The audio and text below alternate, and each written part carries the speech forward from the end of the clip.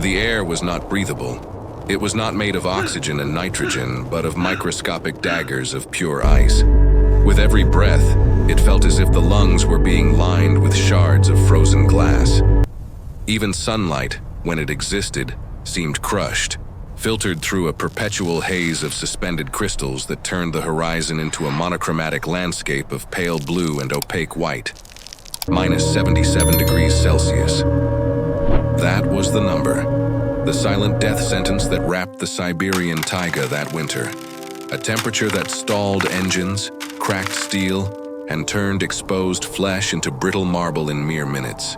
It was the absolute limit of what life could endure. And right in the middle of that white inferno, surrounded by kilometers of untouched and lethal forest, stood Ilara Petrova, 91 years old. Ilara's cabin, built more than 7 decades earlier by her late husband, was the only stain of civilization, the last bastion of warmth and humanity. It was small, made of thick birch logs, darkened and sealed with layers of moss and frozen mud, a silent testament to a lifetime of brutal resilience.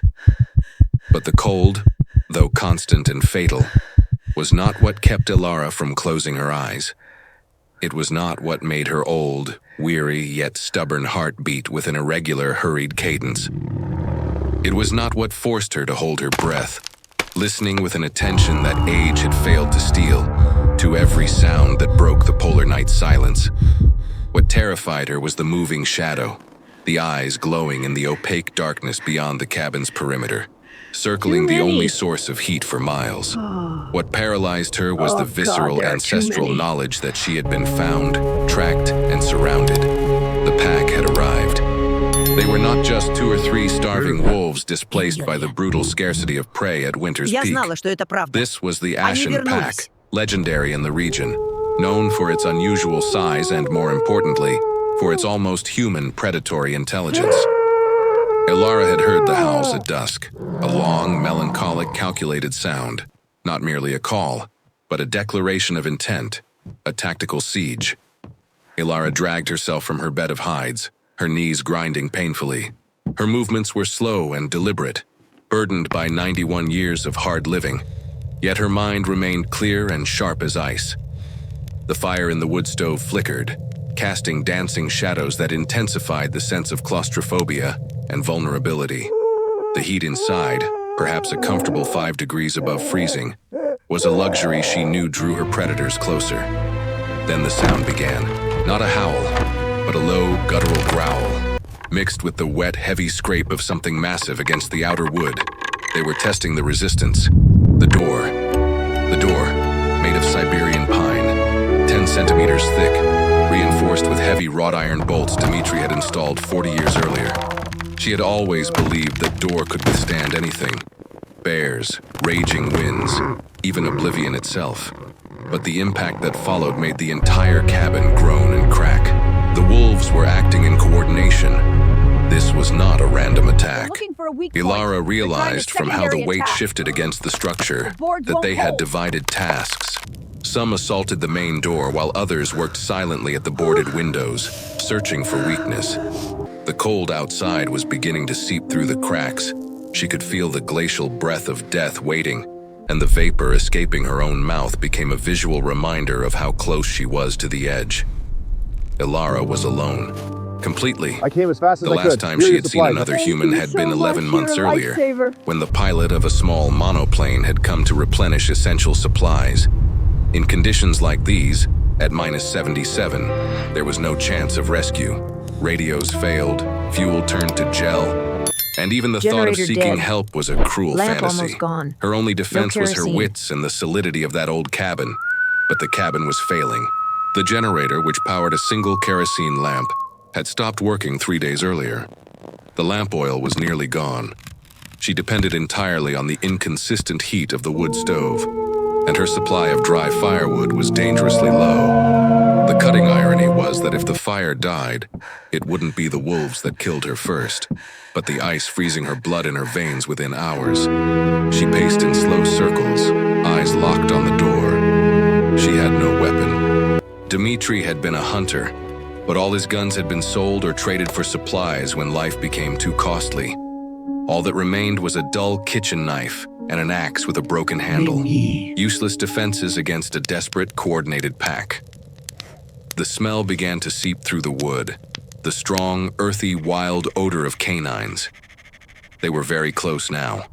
She could hear claws scraping ice, rapid panting, and the unmistakable presence of the alpha, a massive wolf dictating the rhythm of the assault. Howling began. What would The sound Ilara of the do? pack moving forward. What could Their she coordinated do? attack The continues. tension grew not only howling from and physical directing. threat, but from psychological warfare. The pack was testing her endurance, waiting for panic to force a mistake, to make her open the door or weaken the fire. But Ilara was not prone to panic. 91 years in the taiga teach you that panic is a luxury that kills. She stopped in front of the small wooden table, where a single object rested, something she had kept close to her body all night, a small dark metal box. It was not gold, not jewelry. It was an old box, its engravings faded, which she had kept strangely warm, wrapped in a piece of wool cloth. That box held the secret, not a modern defense, not a weapon, but something tied to ancestral knowledge, a tacit pact with nature she had kept silent for decades. She opened the box just a crack, and a strange odor escaped, slightly sweet and earthy with metallic notes. A smell that did not belong. Not food, not smoke. Something biological, something that smelled of deep soil and time. She closed the box quickly. The cold burned sharper now, forcing her to act. The wolves grew furious. The attack intensified, becoming rhythmic impacts. The alpha was coordinating the assault, and Ilara knew the wood would not hold until dawn. She needed a pattern interrupt. She needed to break the logic of predation. Ilara moved to the thickest corner of the cabin. She put on her reindeer hide coat, an item heavier than her own body. She covered her head, leaving only her eyes exposed. She was preparing for the inevitable. In that moment of inner stillness, as chaos howled outside, she remembered Dimitri's words. When a wolf looks at you, it doesn't see flesh. It sees your intention. Her intention. Ilara had no intention of dying there, frozen or torn apart. But she also had no intention of fighting conventionally. At 91, life had become a constant negotiation with death. She was about to make the final negotiation, the boldest one. The final groan of the pine door was imminent. She could hear fibers tearing, crying under the concentrated force of teeth and claws.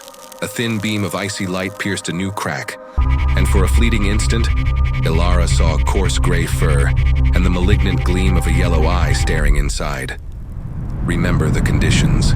91 years old, minus 77 degrees Celsius, completely isolated from civilization. The question the entire taiga seemed to whisper on the wind was not if she would survive, but how she would survive a siege that defied the very logic of animal predation. What was in the box, and why, instead of hiding or reinforcing the door, did Ilara begin moving toward it, ignoring the bolts and the growls? She placed the broken axe on the floor. The kitchen knife stayed on the table. She would not need those weapons. Her hand trembled, not from fear but from cold and anticipation, as it slid over the rusted latch. She was about to open the only physical barrier between herself and the pack. It was madness. Madness only the taiga, with its power to suspend reality, could have conceived. She knew that the moment the door opened, she would be defenseless. The alpha's scent was overwhelming now. She could feel its hot, offensive breath. Ilara made the choice. With a slow, deliberate pull, accompanied by the sharp, horrific sound of wood tearing completely apart, Ilara Petrova, 91 years old, opened the cabin door to hell at minus 77 degrees. The pack's roar was immediate and deafening, a chorus of hunger and triumph echoing across the frozen vastness. The first thing that entered was not a paw or a head, but a glacial wave of cold that nearly knocked her over. What the wolves expected was a cowering victim, a helpless old woman, or perhaps a desperate shot. But what emerged from the cabin, along with the last breath of warmth, was not a scream. Ilara raised her hand, revealing the metal box. She opened it fully, allowing the strong, alien scent to spread through the frozen air. And then she did something utterly unforeseen, something that shattered every rule of human-wolf interaction. The sight of what Alara held, and what she did with the contents of that box, combined with a sound that was neither human nor wolf, but something ancient and deep that escaped her lips, made the entire pack freeze. The Alpha halted mere centimeters away, its growl dissolving into confusion. What happened next defies all logic of predation, survival, and nature itself. What Alara revealed, and the immediate shocking reaction of the wolves, is about to change everything you think you know about coexistence at the edge of life. If you're shocked by what Alara just did and want to know the secret she guarded for decades, what was inside the box and the final outcome of this epic confrontation, leave a like now and comment the word wolf for part 2.